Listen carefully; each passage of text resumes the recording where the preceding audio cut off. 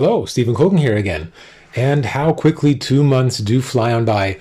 And I'd probably say that every time, I guess. Well, today I would like to talk about our latest package of items for November and December and give you a little background on some of the items we have in store for you in our last package of the year.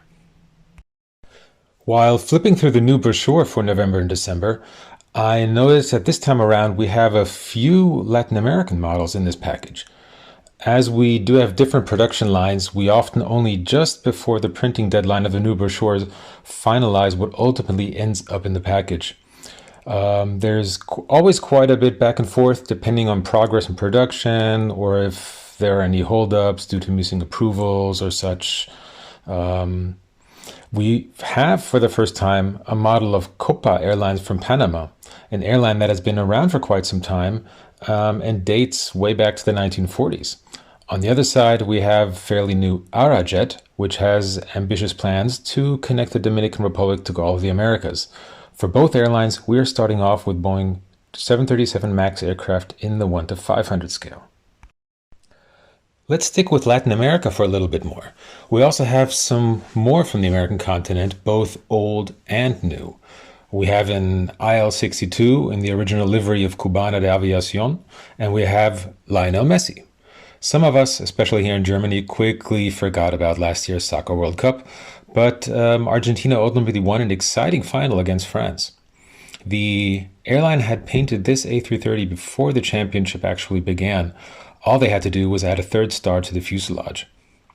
Both the Cubana and Aerolíneas Argentinas models are one-time only limited editions. And one more note while we're talking about last year's World Cup, that Diversity Wins A330 from Lufthansa is now released in the 1 to 500 scale. We had already announced the two larger versions in 1 to 200 and as SnapFit models 2 months ago in the September-October package. Already during our open house day in early July, and also at conventions in Amsterdam and Frankfurt just a few weeks back, we already gave an advanced look at the A380 in Emirates new livery. And now we can officially announce it in this latest release package. I was glad that so many of you stopped by for a chat during the conventions and during our open house day, during which I think everybody agreed that the new livery looks quite better than the current version.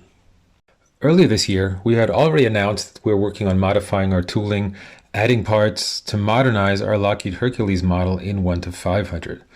We will, to start, release two C-130J Super Hercules in November and December. The longer C-130J-30 version in the colors of the German Air Force, as well as a shorter C-130J of the UK's Royal Air Force. New features on both include 6-blade propellers and the air-to-air refueling probe above the cockpit.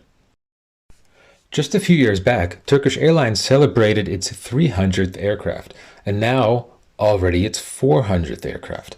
Not only did the aircraft receive a special livery for this feat, but it also received a special name, and meaning in English One Heart, to symbolize the solidarity and efforts as a country to pull together and overcome the earthquake disaster that devastated parts of southern Turkey back in February and took so many lives. Before this year ends, we have two very important gaps to close. First, the 777-200 in the current United Airlines colors. The Dreamliner, the 767, and 777-300 have all been released already, except for the classic 777. On the other hand, there is also the flagship of Austrian Airlines. In the coming year, the Dreamliners will probably begin to replace the existing long-haul fleet of 76 and 777s. So it's really high time to finally tackle this model as well. And we have one more model from Latin America, this time in the 1 to 200 scale. Following the two very special designs, the first E195 E2 in the regular Embraer corporate livery is now released. It was in this color scheme that the E195 E2 took off on her maiden flight back in 2017, before it was transformed into the Tech Lion 2 years later. And one thing that we are often asked, well, the E2 looks great, but why did you make it from plastic? In order to be able to reproduce the elegant shapes of the E2 in general and the thin wings in particular, something that Embraer also really wanted to have correct on the models, we had to use plastic. A die-cast metal model would have resulted in compromises in precision, such as a much thicker, unrealistic wing, and then also all that at a higher price tag. Something a bit unusual, but surely also of interest to Lufthansa collectors out there. Before the introduction on its long-haul aircraft, Lufthansa went on a roadshow to several German cities and presented the new seats for its various classes.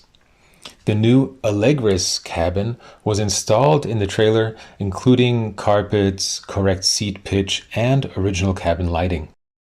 So I guess that's all for now. Thank you for tuning in and for your continued interest in Herpa.